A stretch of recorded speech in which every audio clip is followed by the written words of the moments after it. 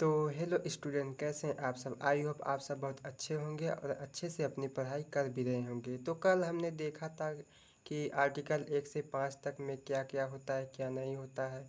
नागरिकता, भारतीय नागरिकता में क्या होता है, क्या नहीं होता है, इसे किसने लिखा था, किसने नहीं लिखा था। तो अगर आपने लास्ट वीडियो नहीं देखा है तो जाके पहले उसे देखकर उसके बाद इस क्लास में आइए प्लीज़। तो चलिए स्टार्ट करते हैं। आर्टिकल 6। आर्टिकल 6 में क्या दिया गया है। आर्टिकल 6 में भारतीय नागरिकता के बारे में बताया गया है। भारतीय नागरिकता के बारे में बताया गया है। तो चलिए अब इसे देखते हैं point to point and line to line. देखिए, भारतीय संविधान उन लोगों की नागरिकता से संबंधित है। जो हमारा भारतीय संविधान है उन लोगों के नागरिकता से संबंधित है जो भारत के स्वतंत्रता से पहले, जो भारत के स्वतंत्रता से पहले पाकिस्तान में रहते थे। जो लोग भारत के स्वतंत्रता से पहले पाकिस्तान में रहते थे और बाद में भारत में आए, जो मतलब कि भारत के स्वतंत्रता से पहले पाकिस्तान में रहते थे तथा स्वतंत्रता के बाद भारत में आए, उन लोगों को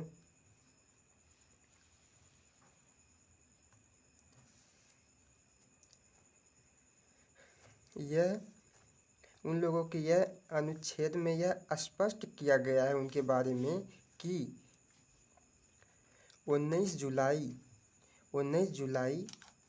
1948 से पहले जो लोग भारत में आए या यहीं स्थायी रूप से बस गए वे भारतीय नागरिक माने जाएंगे।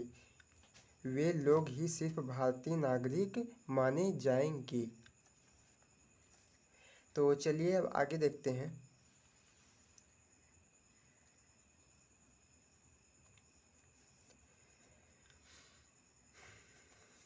यदि कोई व्यक्ति, जैसे कि कोई भी व्यक्ति हो, यदि कोई व्यक्ति 19 जुलाई 1948 के बाद, यदि कोई भी व्यक्ति 19 जुलाई 1948 के बाद आया है भारत में तो उसे नागरिकता के लिए आवेदन करना होगा। जी हाँ दोस्तों, अगर कोई भी व्यक्ति 19 जुलाई 1948 के बाद अगर भारत में आया है तो उसे नागरिकता के लिए आवेदन करना होगा। तो ये था आर्टिकल 6 जिसमें दिया गया था भारतीय नागरिकता के बारे में। और इससे संबंधित जो बातें हैं, अगर आपको क्लियर समझ में आया है तो अब हम चलते हैं आर्टिकल 7 की ओर। तो हेलो स्टूडेंट्स, अब देखते हैं आर्टिकल 7 के बारे में। इसमें क्या दिया गया है। इसमें दिया गया है भारतीय नागरिकता से वंचन, मतलब कि भारतीय नागरिकता से वंचन। चलिए इसे देखते हैं line to line and topic to topic. तो देखिए, जो व्यक्ति भारत के स्वतंत्रता के बाद पाकिस्तान, ये तो एक्स्ट्रा लिख दिया गया है। जो व्यक्ति भारत में स्वतंत्रता के बाद पाकिस्तान चले गए, स्वतंत्रता के बाद, उनका यह प्रावधान माना जाता है, उनका यह प्रावधान कहा जाता है। जो व्यक्ति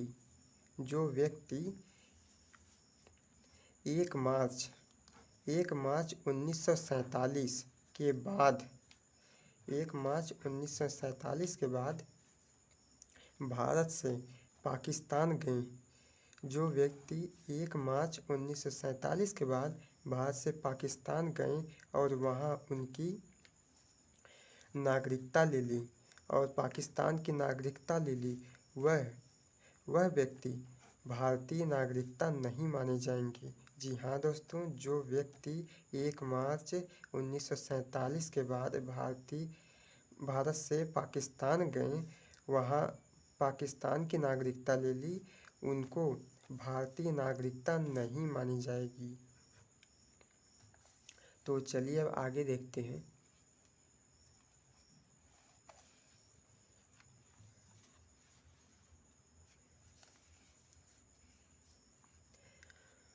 देखिए,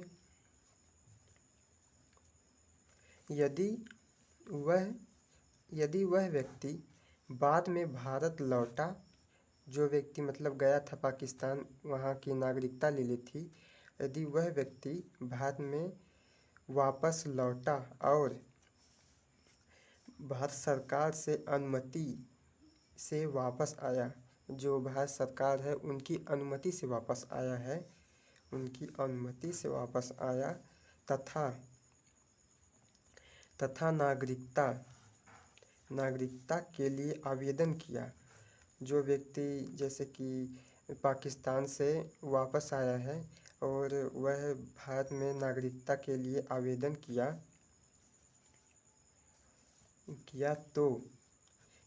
तो उसे नागरिकता दी जा सकती है। तो उस व्यक्ति को नागरिकता दी जा सकती है।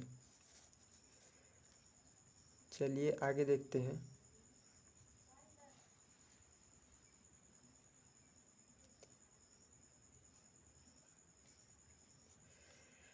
यह अनुच्छेद भारत और पाकिस्तान के विभाजन के दौरान पलायन करने वाले लोगों की नागरिकता को बताता है। यह जो अनुच्छेद 7 है, यह जो आर्टिकल 7 है, वह क्या बताता है?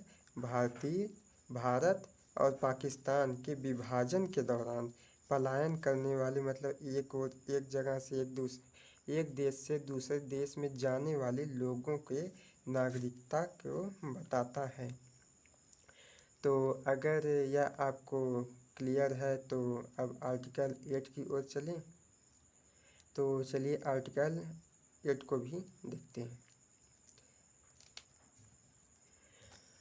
तो हेलो स्टूडेंट, चलिए अब देखते हैं आर्टिकल 8 में क्या दिया गया है।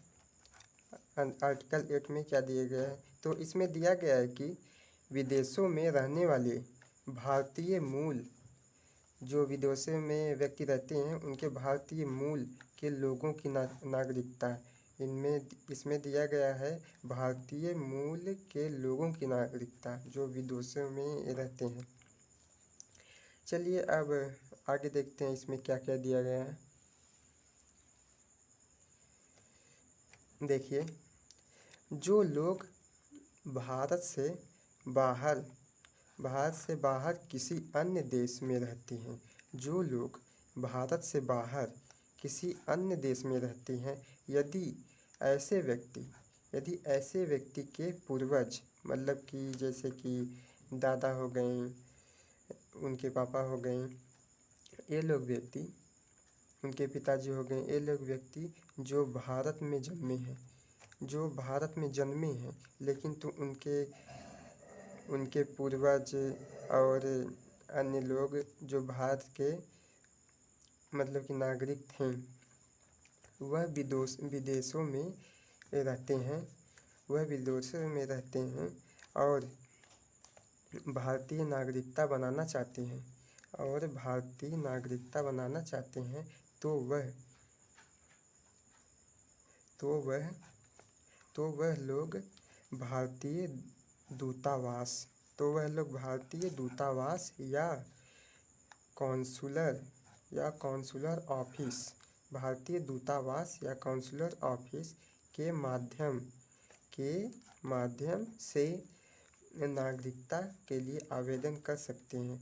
जैसे कि जो व्यक्ति के लोग जैसे कि जो इंडिया में पैदा हुए हैं लेकिन कहीं जैसे कमाने चल गए या कोई रोज़गार के लिए चल गए, तो वह लोग अगर भारतीय नागरिकता लेना चाहते हैं तो उन लोगों को क्या करना होगा, तो उन लोगों को यह करना होगा कि वह दूतावास या कॉन्सुलर ऑफिस के माध्यम से नागरिकता के लिए आवेदन कर सकते हैं।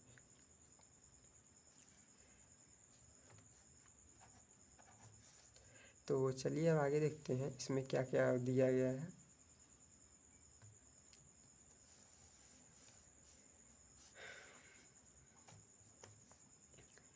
और देखिए, उसे भारत सरकार, जो व्यक्ति मतलब कि नागरिकता लेना चाहता है उसे भारत सरकार द्वारा निर्धारित शर्तें पूरी करनी होगी।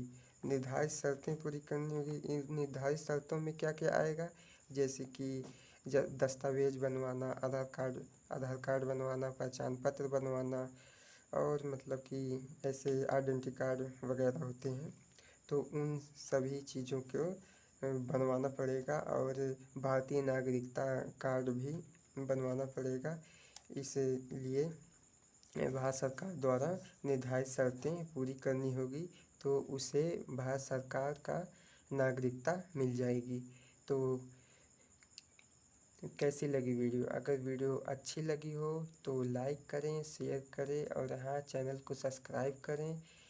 तो डेली अगर हमारी वीडियो देखना चाहते हैं तो इससे जुड़ने के लिए आप सब्सक्राइब कर सकते हैं। अगर हमारी वीडियो में कोई प्रॉब्लम है या कुछ भी, तो आप नीचे कमेंट कर सकते हैं। तो धन्यवाद स्टूडेंट्स, मिलते हैं नेक्स्ट वीडियो में। जय हिंद।